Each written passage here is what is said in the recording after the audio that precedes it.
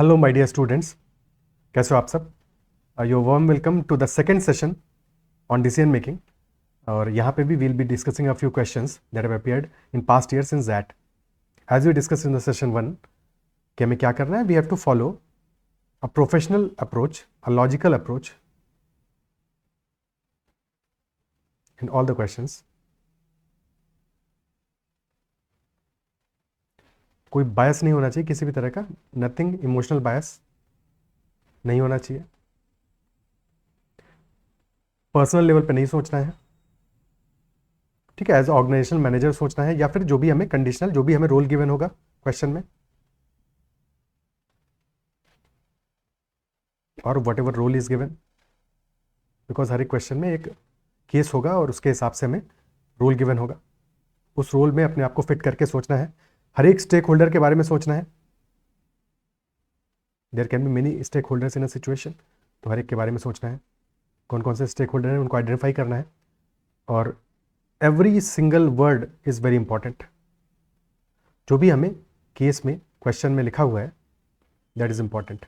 हर line को, word को ध्यान से पढ़ना। देयर इज़ अ रीज़न कि कोई वर्ड मेंशन है, और स्पेशली जो कि क्वेश्चन में लिखा है। क्वेश्चन हमसे पूछ क्या रहा है, हमारा जजमेंट नहीं होना चाहिए कि हम क्वेश्चन का क्या आंसर करना चाहते हैं, या हमको ऊपर दिए हुए केस में क्या बेस्ट सॉल्यूशन लग रहा है। क्वेश्चन क्या चाहता है? क्वेश्चन हमसे एक एथिकल सॉल्यूशन चाहता है, क्वेश्चन हमसे एक प्रॉफिटेबल सॉल्यूशन चाहता है, ठीक है। तो क्वेश्चन एग्जैक्टली हमसे क्या चाह रहा है, that is most important in any question. Okay, first set लेते हैं आज का, 2 क्वेश्चंस का सेट लेंगे पहला। So the questions are as follows.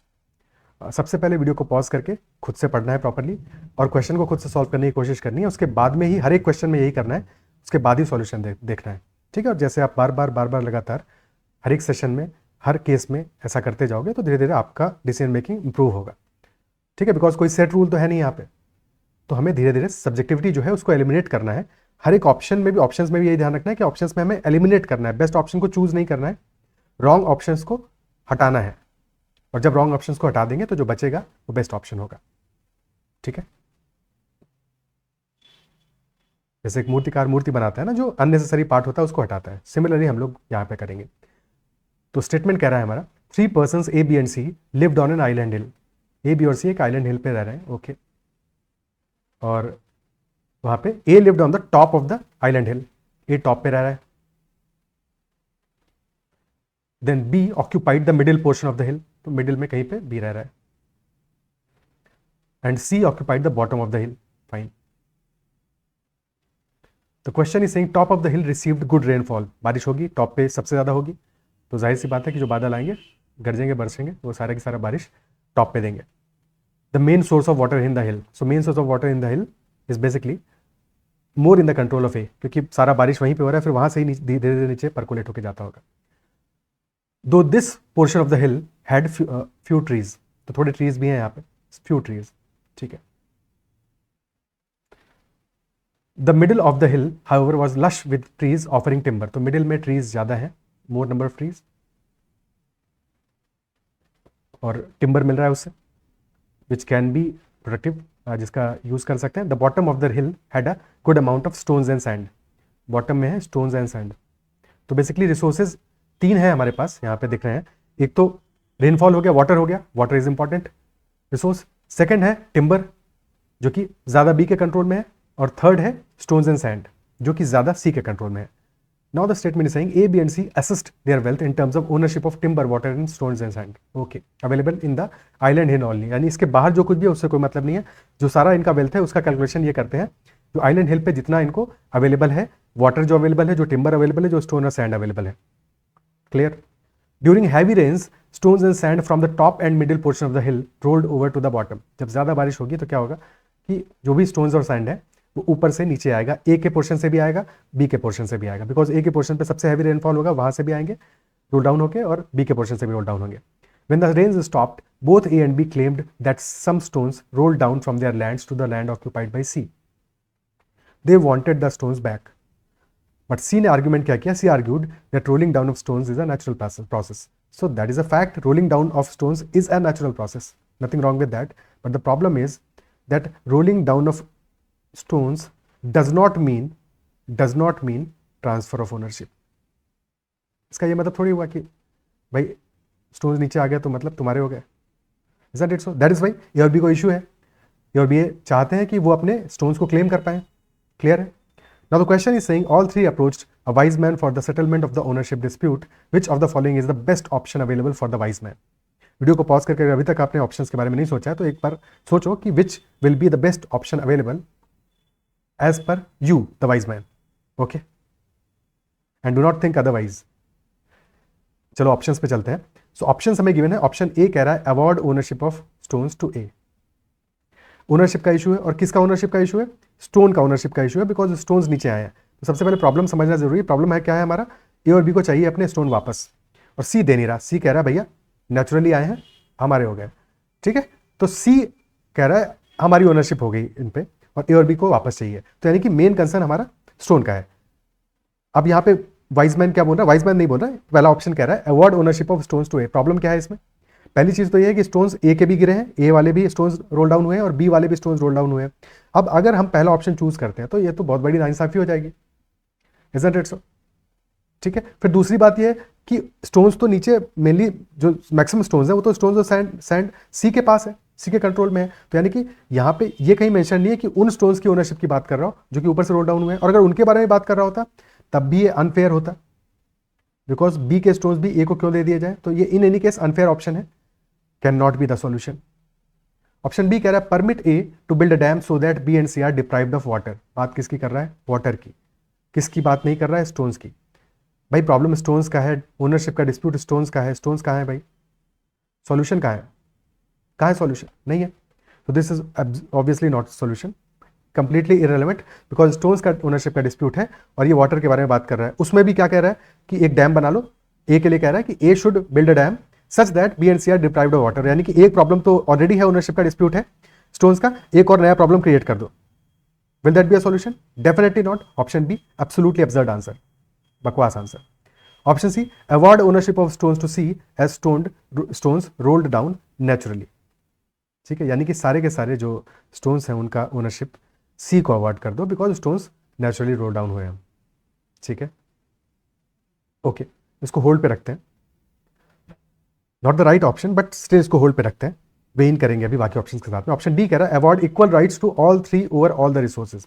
Seems very balanced कि सारे लोगों को इक्वल राइट्स दे दो to all three over all the resources, so that उनके बीच का जो झगड़ा टंटा है जो हो रहा है, ओनरशिप का डिस्प्यूट है, आज स्टोन का है कल किसी और चीज़ का हो सकता है, तो ये खत्म हो जाए, तीनों अपनी खुशहाल जिंदगी जी सके। तो सीम्स रीजनेबल कि प्रॉब्लम सॉल्व हो जाएगी उनकी, बिकॉज ये प्रॉब्लम को तो सॉल्व कर रहा है। ठीक है, प्रॉब्लम यहां से सॉल्व हो रही है।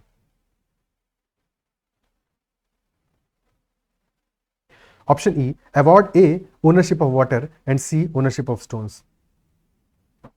ठीक है, ये कह रहा है कि ए को वाटर का ओनरशिप दे दो, सी को स्टोन का ओनरशिप दे दो। तो इज इट करेक्ट? भाई देखो, ए आया था यहाँ पे अपना ओनरशिप मांगने अपने स्टोन्स का। ठीक है, सो ए के रीजन के भी स्टोन्स रोल डाउन हुए हैं, बी का भी इशू है, बी के रीजन के भी कुछ स्टोन्स रोल डाउन हुए हैं।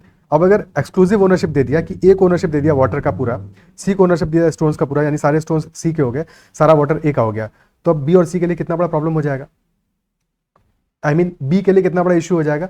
वाटर के रिस्पेक्ट में बात करें तो बी और सी दोनों को वाटर के लिए प्रॉब्लम होगा, वाटर का नीड जब पड़ेगा तो डिस्प्यूट क्रिएट होगा। और सिमिलरली जब स्टोन का नीड पड़ेगा ए या बी को तो उनके लिए डिस्प्यूट क्रिएट होगा। दूसरी बात यह है कि ओनरशिप क्लेम कैसे करेगा सी, सारे स्टोन्स का ओनरशिप वो क्लेम कैसे करेगा, बिकॉज सारे स्टोन्स तो उसके पास ऑलरेडी नहीं है, और बी के पास भी तो थोड़े थोड़े स्टोन्स होंगे, ऊपर से रोल डाउन करना कैसे होता है। तो डेफिनेटली ये क्लेम करना भी इशू है। और दूसरा सेंस भी नहीं बनता है, बिकॉज ये प्रॉब्लम को इंस्टेड ऑफ सॉल्व करने के ये इतना कर सकता है कि मतलब और प्रॉब्लम क्रिएट कर रहा है कि कल को फ्यूचर को वाटर के लिए भी डिस्प्यूट होना चालू हो जाएगा, जिसके लिए अभी नहीं हो रहा है।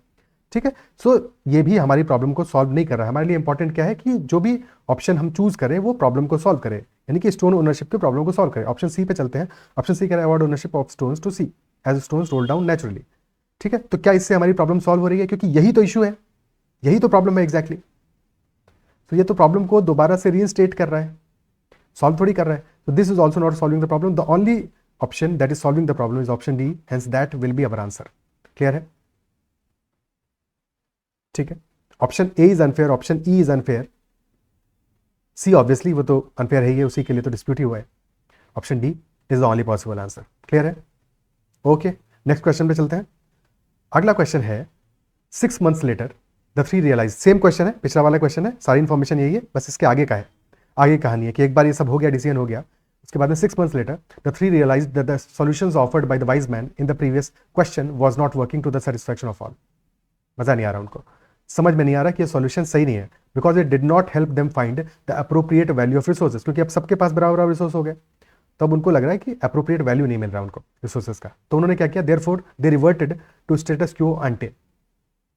आंटी का स्टेटस क्यू हो गया, मतलब क्या हुआ इसका, एंटे यानी कि पहले, तो पहले जो स्टेटस क्यू था यानी कि सॉल्यूशन होने से पहले का स्टेटस क्यू, जैसे चीज़ें चल रही थी वैसे ही वापस वो उन्होंने चलाना चालू कर दिया, जो पहले से चल रही थी, यानी कि जिसके रीजन में आ रहा था उस हिसाब से वो उसको यूज़ कर रहा था, किसी तरह का कोई और एलोकेशन का उनका डिस्ट्रीब्यूशन नहीं। After 1 year all 3 of them wanted to construct a house each, तीनों ने कहा कि हमको एक एक घर बनाना है अपना on their respective properties. 3 types of resources timber, water and stone and sand were required to build a house। Timber भी चाहिए, वाटर भी चाहिए, स्टोन और सैंड भी चाहिए। While each had one resource in abundance, none of them had all the 3 in sufficient quantity. तो ये problem है, क्योंकि अगर उनको हाउस बनाना है, तीनों को अपना हाउस बनाना है, ठीक है, तो तीनों रिसोर्सेज तो चाहिए होंगे, किसी के पास कोई रिसोर्स अबंडेंस में, किसी के पास कोई अबंडेंस में, सफिशिएंट क्वांटिटी में, किसी के पास तीनों रिसोर्सेज नहीं है, तो they still could not come to an agreement on how to fairly value and use each others resources to construct the house. तो दैट इज एन इशू कि they did not come to an agreement on how to fairly value and use each other's resources to construct a house. They again approached the wise man for advice. ठीक है, the wise man studied the situation carefully and proposed the following actions. तो 3 actions हैं. First action is the governing body of the United Federation of Islands, of which the island hill is a part, should take ownership of all the 3 properties and construct houses for the 3. Option 2, action 2, each person should own 1/3 of each of the resources. And action 3, the 3 persons should arrive at the value of resources by trading resources among them. Question is, which of the following is the most appropriate in the best interest of the A, B and C? A, B और C के best interest में most appropriate कौन सा होगा, यानी कि तीनों का बेस्ट इंटरेस्ट हमें सोचना है, ठीक है, दैट इज मोस्ट इंपॉर्टेंट, और उसके लिए मोस्ट अप्रोप्रिएट कौन सा हमारा ऑप्शन होने वाला है। एक्शन 1 की बात करें, एक्शन नंबर 1 कह रहा है governing body of the UFI, United Federation of Islands, of which the island hill is a part, should take ownership, यानी कि इनकी बॉडी नहीं बना रहा है, वो एक सेपरेट एक गवर्निंग बॉडी है जिसका एक आइलैंड हिल भी पार्ट है, ठीक है, और उसको सारा ओनरशिप देते हैं, यानी कि प्रॉब्लम किसकी है, इन तीनों की है, ए, बी और सी की है। Instead of A, B and C हमने किसी चौथे को दे दिया पूरा ओनरशिप, प्रॉब्लम क्या हुआ, सॉल्व हुआ, नहीं हुआ ना, डेफिनेटली नहीं हुआ, बिकॉज वो चौथा बंदा अब उसकी मर्जी पे है, गेंद उसके पाले में है। तो बेसिकली ऑप्शन एक्शन ए से क्या हुआ, A, B and C lose control, complete control over the ownership, तो इनका तो कंट्रोल ही खत्म हो गया सभी का, ये आए वाइज मैन के पास और वाइज मैन ने इनकी लंका लगा दी अगर एक्शन ए को चूज किया तो definitely action A is not, absolutely not, ये सभी के साथ अनफेयर है, किसी के भी बेस्ट इंटरेस्ट में नहीं है, तो एक्शन ए तो डेफिनेटली, एक्शन 1 तो करना ही नहीं है, ठीक है, 1 इज एब्सोल्युटली रॉन्ग। अब बात करते हैं 2 की। 2 कह रहा है each person should own 1/3 of each of the resources, अच्छा लग रहा है, पर यही तो किया ही था, यही बात तो की थी, तो ऑलरेडी इसी क्वेश्चन में, यानी कि थोड़े 6 महीने पहले, 1 साल पहले, कितना है, हाँ 6 months पहले ही यही सॉल्यूशन तो दिया था उनको कि award equal rights to all 3 over all the resources, तो सिमिलर ही तो है, each person should own 1/3 of each of the resources, यानी कि काइंड ऑफ सिमिलर बात कह रहा है, तो क्या प्रॉब्लम सॉल्व हुई थी, छोड़ दिया ना उन्होंने उसको, उसके बाद वापस से पीछे चले गए, तो यानी कि ये रीजनेबल है, लगता रीजनेबल है और रीजनेबल है भी, बट इसके साथ प्रॉब्लम ये है कि ये ऑलरेडी करके देख चुके हैं, ठीक है, करके देखा, फायदा नहीं हुआ, ठीक है, तो डिड नॉट वर्क, काम नहीं किया, और क्योंकि काम नहीं किया तो दोबारा इसको क्यों यूज करेंगे, क्या ये बात समझ में आती है, since it did not work, तो there is no sense in using the same thing, same action, taking the same action which did not work at the first place. तो थर्ड कह रहा है हमारा, the 3 person should arrive at the value of the resources by trading resources among them, यानी कि आपस में एक दूसरे के बीच में रिसोर्सेज को ट्रेड करें, यही बेस्ट अवेलेबल ऑप्शन है, बिकॉज पहला ऑप्शन तो हो नहीं सकता, सेकंड करके देख लिया, काम नहीं किया, तो third should be our answer, that value of resources should be traded between them accordingly, ठीक है, as they could. Option C is the answer. क्या ये बात समझ में आती है, ठीक है, और सेकंड क्यों नहीं हुआ ये भी समझ में आता है, बिकॉज वो ऑलरेडी करके देखा जा चुका है, तो वो दैट इज नॉट अप्रोप्रिएट। और एक अच्छी बात ये भी है कि ऑप्शंस में कहीं पे 2 और 3 दिया नहीं हुआ है, तो कंफ्यूज भी नहीं कर रहा वो, ठीक है, तो ऑप्शंस भी हमारे अच्छे दिए हुए हैं। इज इट क्लियर, ठीक है, आगे बढ़ते हैं, नेक्स्ट क्वेश्चन लेते हैं, नेक्स्ट सेट लेते हैं। अगला सेट है 3 क्वेश्चंस का सेट है. Okay, so questions are, statement is Satyendra heads a branch of a microfinance company. The company provides small size loans catering to rural households. As the head of the branch, he supervises 3 collection officers, Palani, Syed and Godwin. Palani was recently transferred by the company from another branch. तो एक micro finance company को Satyendra head कर रहा है. Company provides small size loans, ठीक है, और he is the head of the branch and he is supervising 3 collection officers, Palani, Syed and Godwin. Palani was recently transferred by the company from another branch. Fine. Syed feared Palani's transfer may pull down the performance. तो सैयद का एक डर है Palani's transfer may pull down the performance of the branch as he felt, feeling है उसका, Palani was transferred due to his poor performance in the previous branch. तो उसका feeling है कि Palani was transferred due to poor performance. feeling है, सही भी हो सकता है, गलत भी हो सकता है. तो this is not a fact, just a feeling. ठीक है, फीलिंग सही भी हो सकती है, गलत भी हो सकती है, बट फीलिंग के पीछे कोई जस्टिफिकेशन तो है नहीं, बस उसका फीलिंग है. क्लियर है. तो ये गिवन नहीं है हमारे क्वेश्चन स्टेटमेंट में कि Palani was transferred due to his poor performance. This is only the feeling of Syed. Now the question is which of the following information will most likely assuage Syed's fear. Assuage मतलब कि क्या है, थोड़ा सा उसको सूदेन करे, रिलैक्स करे, यानी कि उसका जो डर है वो कम हो जाए, चलो कोई प्रॉब्लम की बात नहीं है. ठीक है, तो विच of the following can do that. तो कैसे उसका जो फियर है वो कम हो सकता है. 2 चीजें हो सकती हैं फियर कम होने की. पहला चीज हो सकता है उसको इश्यू किस बात का है, उसको इश्यू इस बात का है कि पलानी के ट्रांसफर से it may pull down the performance of the branch. तो if the transfer does not pull down the performance then he is fine, then he will be relaxed. ठीक है, तो या तो ये चीज हो जाए कि ट्रांसफर और परफॉर्मेंस के बीच का जो कनेक्शन है वो फिलहाल के लिए खत्म हो जाए, यानी कि पलानी की वजह से जो ब्रांच का परफॉर्मेंस है वो डाउन ना आए. That is first thing. या सेकंड चीज ये हो सकता है, ठीक है, हालांकि सेकंड अगर होगा तो ये बेटर ऑप्शन है, this will be better than second वाला चीज. क्या हो सकता है कि पलानी का जो transfer was completely unrelated to poor performance. ठीक है, कोई रिलेशन नहीं हो पुअर परफॉर्मेंस से.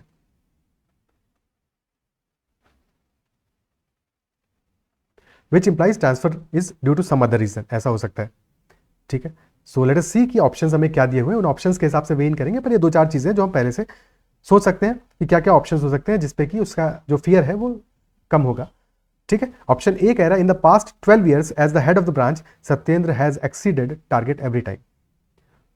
प्रॉब्लम क्या है, सैयद को इशू इस बात का है कि परफॉर्मेंस ब्रांच का डाउन होगा पलानी की वजह से. ऑप्शन ए कह रहा है कि in the past 12 years as the head of the branch Satyendra has exceeded targets every time. Fine, but जो पास्ट 12 years में हो इसकी क्या गारंटी कि 13th year में भी होगा. Isn't it so? और वैसे भी जो फियर है वो पलानी के लिए, सत्येंद्र के लिए नहीं है. So option A is not correct. इससे कोई उसको ज्यादा बेनिफिट नहीं होगा, उसका फियर कैसे एसोएज होगा, नहीं हो पाएगा. ठीक है, क्योंकि ठीक है पास्ट 12 years में ऐसा हुआ है, बट पास्ट 12 years में पलानी भी तो नहीं काम कर रहा था सत्येंद्र के अंदर. ठीक है, सो सैयद के हिसाब से तो पनौती है, तो पनौती आया तो भैया समस्या तो क्रिएट कर सकता है ना. पिछले 12 साल में जो नहीं हुआ वो 13वें में हो सकता है, और नाम भी 13वें है. 13 तो नंबर ही अनलकी है, 13 ठीक है, तो 13 का तो प्रॉब्लम है. ओके, ऑप्शन बी कह रहा है Palani has been a top performer in the organisation, his performance has deteriorated only in the 3 years. लो फिर से लोचा कर दिया. पहली लाइन कितनी बढ़िया लिखी, Palani has been a top performer. ठीक है, तो अगर टॉप परफॉर्मर रहा है तो चलो इससे थोड़ा बहुत उसको तसल्ली मिलती, बट फिर क्या लिख दिया, his performance has deteriorated only in the last 3 years. तो यानी कि लास्ट 3 years का ही तो अभी का ही तो रोना है, और अभी उसकी परफॉर्मेंस डिटीरियोरेट कर रही है.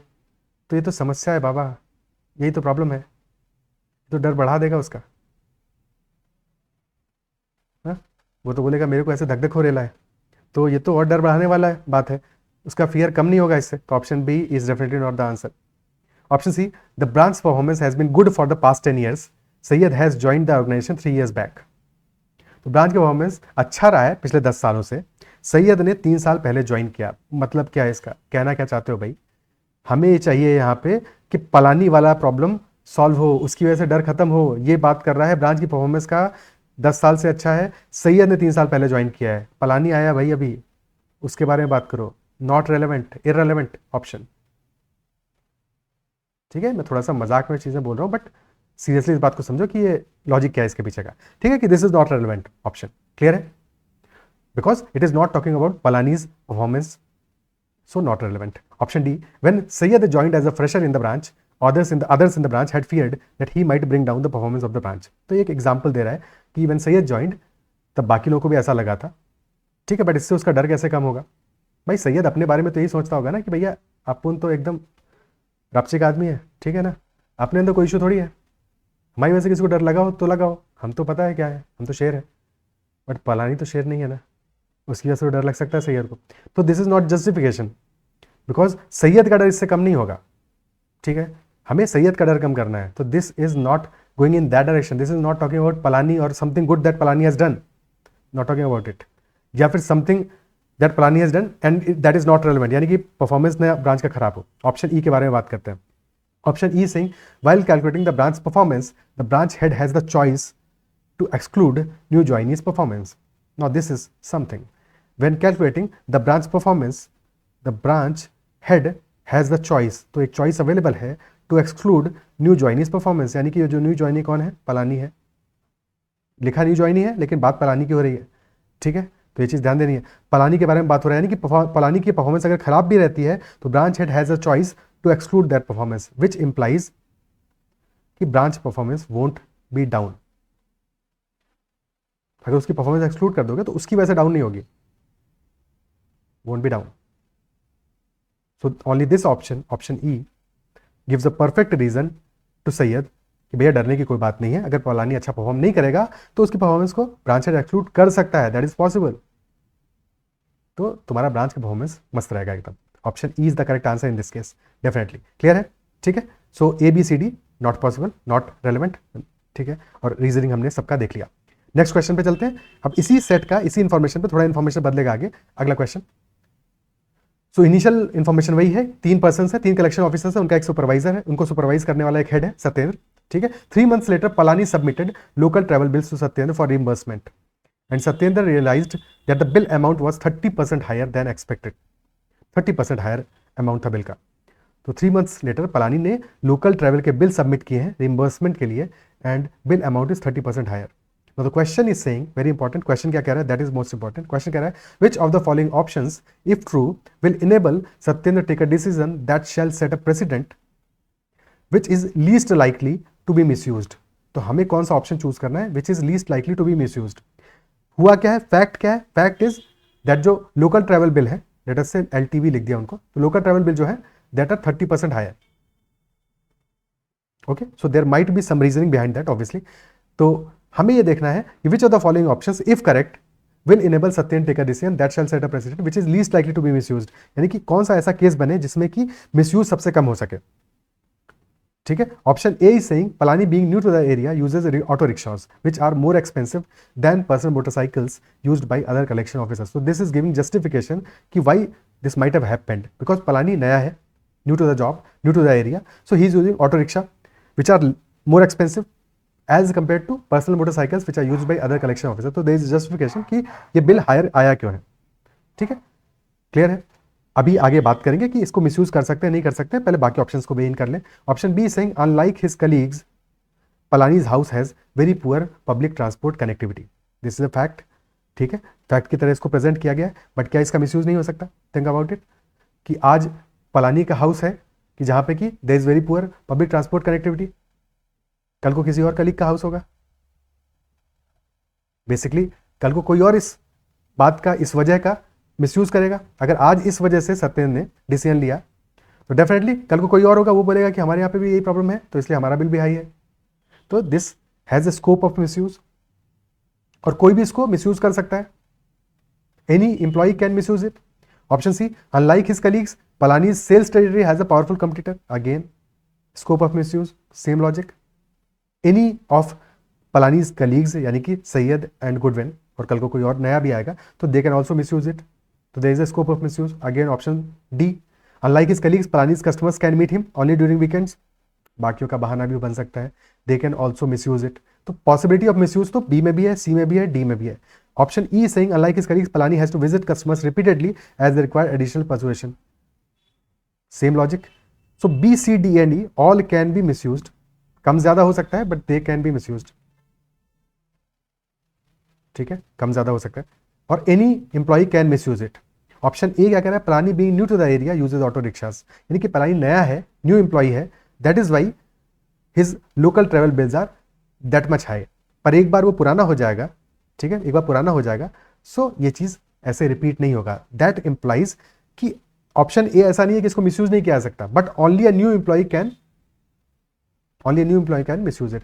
So the point is that if a new employee for the first 3 months, because 3 महीने के लिए बात कर रहा है, 3-4 महीने 5 महीने के लिए, may be a new employee can be given that much leeway कि ठीक है तुम्हारा थोड़ा सा बिल ज्यादा आ रहा है because you are new, but एक बार 3-6 महीने बीत जाएंगे तुम्हारे, तो उसके बाद में you will not be given that leeway, तुम्हारा जो बिल अमाउंट है that will only be paid up to the limit. So basically option A is the only option, ठीक है, which has a least likelihood to be misused, because option A के case में misuse सिर्फ नया employ कर सकता है, only the new employ, ठीक है, जो नया एम्प्लॉय आएगा वही मिसयूज कर पाएगा, और बाकी एक बार एम्प्लॉय प्रॉपर हो गया तो उसके बाद में he might not be given that leeway, उसको वैसा छूट नहीं मिलेगा, ठीक है। So this particular option can set a precedent such that it can be misused as lesser than other options, ठीक है। तो A definitely is greater than B C D E, not the best but greater than BCDE. So option A will be our answer. Is it clear? ठीक है. Next question from the same set. Satyendra is allocating territories to his subordinates for the coming financial year. So far, Palani's performance has been poor, and this allocation will decide his future in the organization. तो सत्येंद्र क्या कर रहा है? He is deciding allocating territories to his subordinates for the coming financial year. So far, Palani का performance अच्छा नहीं रहा है, जैसा कि डर था वैसा ही हो रहा है, ठीक है। सो पलानी का परफॉर्मेंस अच्छा नहीं रहा है, and this allocation will decide his future in the organisation. Fine. Question is which of the following information will be the least useful to Satyendra in taking a fair allocation decision. तो least useful information हमें identify करनी है इन fair allocation decision, ठीक है। तो fair allocation करना है territories का सत्येंद्र को, और विच of the following information will B least useful. Let us look through the options. Option A is saying Sayyad's territory has shown consistently good performance in the last 3 years. Fine. Okay. Sayyad's option B, Sayyad's territory faces stiff competition from a well-known brand. Okay. So these are relevant informations. Option E क्या कह रहा है, Sayyad की territory has shown consistent good performance in the past years. Relevant information है, ठीक है. Option B, Sayyad's territory faces stiff competition from a well-known brand. Relevant information again. Option C, a new territory that faces competition from 2 relatively unknown brands. We do not know the brands. We do not know much about the territory either. Option D, Goodwin's territory has shown consistent results in the past 3 years. Again, a relevant information. Option E, Godwin's territory performance has been flat for the past 2 years. Again, a relevant information. So option A, B, D or E, all A, B, D and E, all these 4, they are very specific with the information about a particular territory. Specific with information about particular territory. यानी कि they are not very generic. They are talking about very specific information about a territory. So they are useful. We cannot say that they are not useful. ठीक है, और हमें वैसे भी least useful निकालना है out of these 5. Option C कह रहा है एक टेरिटरी के बारे में जिसके बारे में हमें नहीं पता, which territory. 2 relatively unknown brands, we do not know which brands. So this is talking about a very general information. General information and specifics are missing. कहाँ है भैया स्पेसिफिक्स, कौन सी टेरिटरी, कौन से ब्रांड्स, क्या कहानी है, ठीक है. सो स्पेसिफिक्स आर मिसिंग. तो ये जो इन्फॉर्मेशन है in its present format this is not very useful. Might be useful later on जबकि इसमें इन्फॉर्मेशन स्पेसिफिक्स ऐड किए जाएं, बट एट प्रेजेंट जो हमें ऑप्शंस गिवन है, जो हमें ऑप्शंस चूज करने को दिए हैं, उनमें option C is the least useful information. So option C will be our answer, क्योंकि हमें लीस्ट यूजफुल वाली तो आंसर करना है. तो in that case option C will be our answer out of these 5. Is it clear? क्या ये बात समझ में आती है? ठीक है, क्लियर है. So I guess this is all for this session. Yes, so I hope कि हमने 2 जो केसेस डिस्कस किए हैं इस सेशन में आपको पसंद आए होंगे, चीज़ें समझ में आई होंगी. और अगर सेशन पसंद आया है, बातें समझ में आई हैं, तो सेशन को लाइक ज़रूर करना है. अगर किसी क्वेश्चन में डाउट रह गया है आपको, या कोई पर्टिकुलर डिसीजन मेकिंग में कहीं पे आपको इशू आया है इन क्वेश्चंस में, तो डेफिनेटली कमेंट में मेंशन करना है and I will try to resolve that doubt. Okay, और अगर सेशन पसंद आए तो उसको लाइक करिएगा, चैनल को अब तक सब्सक्राइब नहीं किया जरूर कर लीजिएगा, अपने फ्रेंड्स से भी जरूर शेयर कीजिएगा जो जैट का प्रिपरेशन कर रहे हो. और from tomorrow I will also start sessions on quant. पहले शुरू में क्वांट में कुछ बेसिक सेशंस लाएंगे, बिकॉज जैट के क्वेश्चंस जो काफ़ी सारे हैं वहाँ पे मल्टीपल टॉपिक्स पे मिक्स करके क्वेश्चन पूछे जाते हैं, अच्छे सवाल पूछे जाते हैं, और उनके लिए जहाँ पे बेसिक में अटकोगे तो प्रॉब्लम होगा। तो शुरुआत में थोड़ा सा कुछ एलिमेंट्री टॉपिक्स का एक रिफ्रेशर टाइप कर लेंगे, और फिर 2-4 दिन में अपन प्रॉपर जेड के क्वेश्चंस को सॉल्व करना स्टार्ट करेंगे। इनफैक्ट कल या परसों से भी कुछ क्वेश्चंस करेंगे ही करेंगे, बट एक बार थोड़ा बहुत कुछ टॉपिक में बेसिक देखना भी, स्पेशली परम्यूटेशन, कॉम्बिनेशन, प्रोबेबिलिटी, इन सब में तो बेसिक देखना बहुत जरूरी है। Okay, that's all for this session. Bye bye, take care, और फिर मिलते हैं अगले सेशन में। और आज ही अगर कोशिश करूंगा एक और सेशन जेड डिसीजन मेकिंग का डाल दूं, ठीक है। और डीआई का भी एक सेशन मॉर्निंग में डाला है आज, तो उसको भी अगर चेकआउट नहीं किया तो जरूर कर लीजिएगा। That's all for this session. Bye bye, take care.